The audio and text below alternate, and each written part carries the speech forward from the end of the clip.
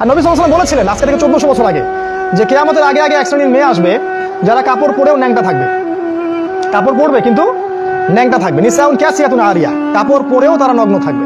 তিনি বলেছেন তারা নিজেরা আকৃষ্ট হবে, অন্যদেরকে আকৃষ্ট করবে। এরা জান্নাতে যাবে না, জান্নাতের কখনো গন্ধ পাবে না। আমাদের নবীজি বলেছিলেন যে দাজ্জাল, এর নাম শুনেছেন? দাজ্জাল আসবে সামনে মানুষের রূপে, অপেক্ষা করতে থাকে। তবে তার অনুসারীরা কিন্তু এখনই অ্যাক্টিভ। তিনি বলেছেন দাজ্জালের সবচেয়ে শেষ অনুসারী হবে এক শ্রেণীর মেয়ে যাদেরকে মুসলিমরা ঘরে বন্দি করে রাখতে পারবে না। বাপ ভাই স্বামী মিলে ঘরে রাখতে চাবে, তো ঘরে থাকো, পর্দায় থাকো, এরা বাঁধন ছিন্ন করে বের হয়ে চলে যাবে। এরা বের হয়নি। বিগত 100 বছরে দেখেন শহরে মেয়েদেরকে আর ঘরে রাখতে পারবে না। উন্নতি অগ্রগতি কাঁধে কাঁধ মিলিয়ে দেশ ও জাতি গড়বো, এটা স্লোগান দেয় না, দিয়ে দিয়ে সমস্ত জায়গায় আজকে ওরা ঢুকে পড়ছে। শিক্ষা ক্ষেত্রে যাবেন, আপনাকে একটা বেহায়া মেয়ের সাথে বসতে হবে সামনাসামনি। স্কুলে যাবেন, সেখানে জিনা করতে হবে। কলেজে গেলে সেখানে জিনা। চাকরি করতে যাবেন, সেখানেও জিনা। দেশ চালাবেন, সেখানেও জিনা। সব জায়গায়।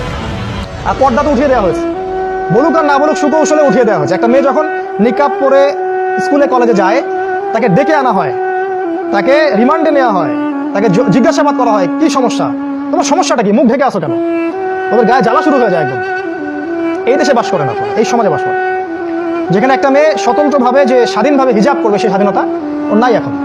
বরং তাকে বাঁকা চোখে দেখা হয়, একে জঙ্গি নাকি, বোরখার নিচে কি বোম আছে না, গাড়ির নিচে আবার বোম আছে না। টাকের উপরে যখন একটা ছেলে কাপড় পরে, পাগড়ি পরে, জুব্বা পরে, ভয় লাগে ওদের দেখে। আগে এই ধরনের মানুষকে দেখলে মানুষ সালাম দিত, শ্রদ্ধা করতো, বাসায় ডেকে দাওয়াত করে খাওয়াইতো। এখন ভয় পায় আমাদের মানুষ। আমরা কি ভাই, পশু হয়ে গেলাম?